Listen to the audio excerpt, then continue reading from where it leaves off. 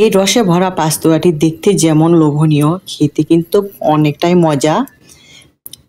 Please আমার প্রিয় আপুরা, প্রিয় বন্ধুরা, প্লিজ আমার ভিডিওটি দেখার আগে একটা লাইক দিয়ে আমার ভিডিওটি দেখা শুরু করবেন। আসসালামু আলাইকুম রহমতুল্লাহি ওবারাকাতু। আমার প্রিয় বন্ধুরা, আপনারা সবাই কেমন আছেন? আশা করছি যাই যেখানে আছেন অনেক ভালো আছেন। আমরাও আলহামদুলিল্লাহ অনেক ভালো আছি। আজকে আমি বানাবো রসে ভরা পান্তুয়া। আমি 5 পিস ব্রেড নিয়েছি, পাউরুটি কাটা। এখানে নিয়েছি 2 চামচ গুঁড়া দুধ। এখানে নিয়েছি ঘি। এখানে অল্প একটু লবণ দিয়েছি। আমি যে কোনো মিষ্টির মধ্যে একটু লবণ দিলে আমার কাছে অনেকটা ভালো লাগে, মনে হয় মিষ্টিটা আরও একটু খেতে ভালো হয়। আর দিয়ে দিব আমি বেকিং পাউডার দিব অল্প একটু, মানে হাফ চামচেরও কম একটু বেকিং পাউডার দিব। আমি কিভাবে এই পান্তুয়াটি বানাই আপনারা আমার সাথে থাকবেন। এখন আমি পাউরুটির এই সাইডে যে ব্রাউন কালার, এটি আমি কেটে নিব। এই পান্তুয়াটি বানানো অনেকটাই সহজ। সরি, ভুলে গেছিলাম, এখানে আমি নিয়েছি দুধ, মানে লিকুইড দুধ আমি নিয়েছি। এখন আমি অল্প অল্প করে দুধ দিব আর এটি ভালো করে মিশিয়ে নিব। সুন্দর করে একবারে সফট করে মেখে নিতে হবে।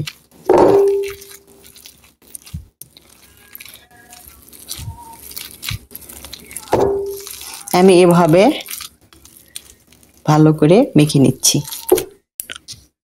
আমি যেহেতু অল্প বানাবো এই জন্য আমি অল্প পাউরুটি নিয়েছি। আপনারা যে পরিমাণ বানাবেন সেই পরিমাণে পাউরুটি নিয়ে নেবেন। এটি ভালো করে মিশিয়ে নিতে হবে, কোনো প্রকার গোটা থাকা যাবে না। এখন এই পর্যায়ে আমি দিয়ে দিব গুঁড়া দুধ। তারপরে আমি আবার সুন্দর করে মিশিয়ে নিব। এই ডোটি তৈরি করতে কিন্তু অনেকটাই সফট ডো হতে হবে, তাহলে পান্তুয়াটি অনেক সুন্দর ফুলবে এবং খেতেও অনেকটাই মজা লাগবে।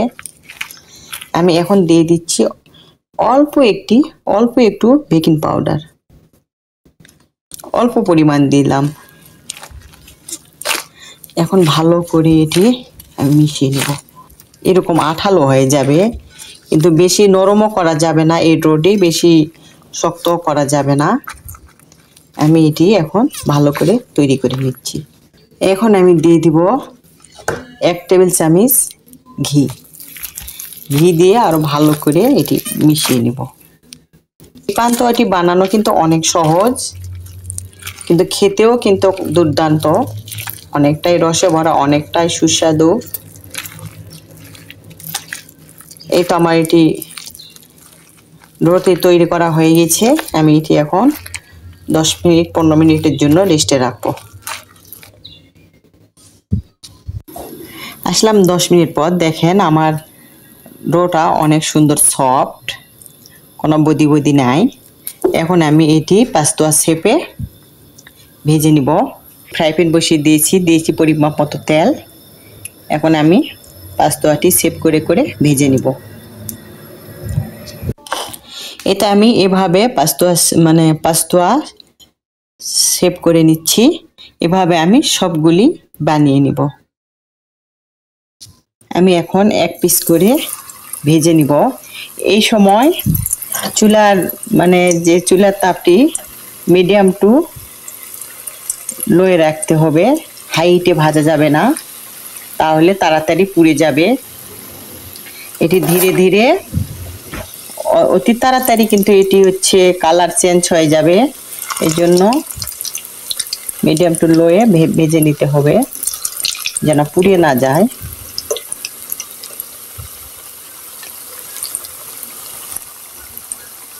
দেখেন কি সুন্দর ফুলে উঠছে।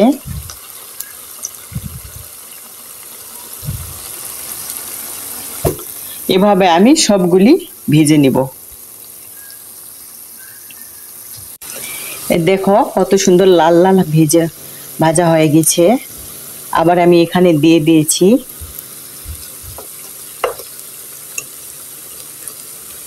এত দূর এসেও যারা আমার ভিডিওটিতে একটা লাইক দিতে ভুলে গেছেন, প্লিজ একটা লাইক দিবেন, একটা কমেন্টস করবেন, সাবস্ক্রাইব করে দিবেন, একটা শেয়ার করে দিবেন।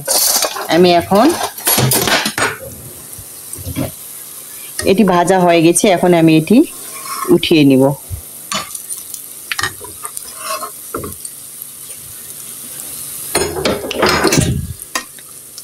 এই পাস্তোয়াটি দেখতে যেমন লোভনীয়, খেতে কিন্তু অনেকটাই মজা। আপুরা, আপনারা একবার হলেও এটি ট্রাই করবেন। এটি কিন্তু রসে একবারে টইটম্বর হয়ে যাবে। আমি পরিমাণে অনেক অল্প বানিয়েছি, আপনারা আপনাদের ফ্যামিলি মেম্বার যেমন সেই পরিমাণে আপনারা বানিয়ে নিতে পারেন। আমি কিন্তু অনেক সহজভাবে, অনেক সহজ রেসিপি যেগুলি, ওগুলি কিন্তু আমি বানাই এবং আপনাদের সঙ্গে শেয়ার করি, আপনারা যেন সহজে এটি বানিয়ে নিতে পারেন। এই পর্যায়ে চুলার তাপটা একবারে লোয়ে রাখতে হবে, কারণ এটি কিন্তু অতি তাড়াতাড়ি পুড়িয়ে যাবে, যেহেতু এখানে মানে দুধ দেওয়া আছে, আবার হচ্ছে গুঁড়া দুধ পাউডার দেওয়া আছে, লিকুইড দুধ দেওয়া আছে, এই জন্য তাড়াতাড়ি কালারটা চেঞ্জ হয়ে যায়। ধীরে ধীরে ভাজতে হবে যেন ভিতরে কাঁচা না থাকে।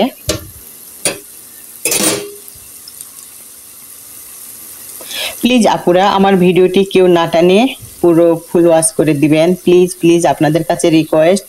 আমিও আপনাদের ভিডিও দেখব, ফুল ওয়াচ করে দেই এবং ইনশাল্লাহ দিব, কারণ আমরা কারো যদি উপকার করতে না পারি, কারো ক্ষতি করব না ইনশাল্লাহ। যদি ভালো না লাগে, কারো যদি ভালো না লাগে, না দেখায় ভালো না, আর এসে অল্প একটু দেখে শুধু একটা কমেন্টস করে যাবেন, এতে কিন্তু আইডির অনেক ক্ষতি হয়। আপুরা, প্লিজ আপুরা, আপনারা যার ভিডিও দেখেন না কেন ফুল ওয়াচ দিবেন।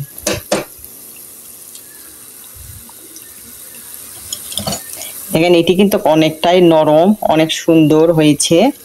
এটি যখন রসের মধ্যে দিব তখন কিন্তু রসে একবারে ভিতরে ফুলে একবারে ডুমডুমা হয়ে যাবে। এই নাস্তাটা কিন্তু অতি তাড়াতাড়ি বানানো যায়। বাসায় যদি মেহমানও আসে, মেহমানকে বসিয়েও কিন্তু এই নাস্তাটি তৈরি করে নিতে পারবেন। ঝটফট একটা রসালো নাস্তা। দেখেন ভাজানো হয়ে গেছে। দিয়েছি শিরার জন্য পানি, দিয়েছি পরিমাপ মতো চিনি, যার যার পছন্দ মতো দিবেন। আমি এখানে একটু স্বাদের জন্য দিয়ে দিলাম একটু সাদা এলাচের পাউডার দিয়ে দিলাম অল্প একটু, আর দিব একটু কালারের জন্য অল্প একটু জাফরান। এই তো দিয়ে দিলাম কয়েক পিস জাফরান।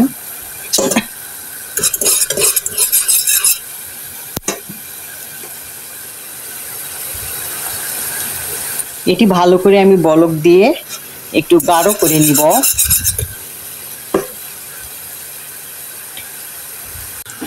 এই তো আমার শিরাটি তৈরি হয়ে গেছে। এখন আমি এই শিরাটি এই পাস্তোয়ার মধ্যে দিয়ে দিব। আর পাস্তোয়া যখন গরম থাকে এই অবস্থায় কিন্তু শিরা দিবেন না, তাহলে এটি ভেঙে যাওয়ার সম্ভাবনা থাকে। যখন পাস্তোয়াটি এভাবে হাতে ধরে রাখতে পারছেন, মানে একটু কুসুম কুসুম গরম, এই পর্যায়ে আপনারা হচ্ছে শিরাটি দিয়ে দিবেন। যেহেতু এখানে জাফরান আর হচ্ছে সাদা এলাচের একটু খোসা আছে, এই জন্য আমি এটি ছাঁকনির দ্বারাই এভাবে ছেঁকে নিব।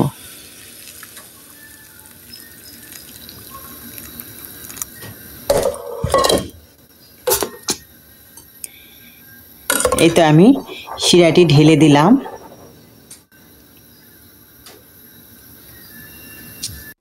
দেখেন আপুরা, আমার পাস্তোয়াটা কিন্তু অনেকটাই সুন্দর এবং রসে টুবুটুবু হয়ে গেছে। দেখেন এটি কিন্তু অনেকটাই দেখেন সফট নরম হয়েছে, কারণ রসে ভিতরে একবারে ভরপুর। আজকের ভিডিওটি আমার এই পর্যন্ত। আপনারা সবাই ভালো থাকবেন, সুস্থ থাকবেন, এই দোয়াই করি। আমাদের জন্য দোয়া করবেন। আসসালামু আলাইকুম রহমতুল্লাহি ওয়া বারাকাতুহু।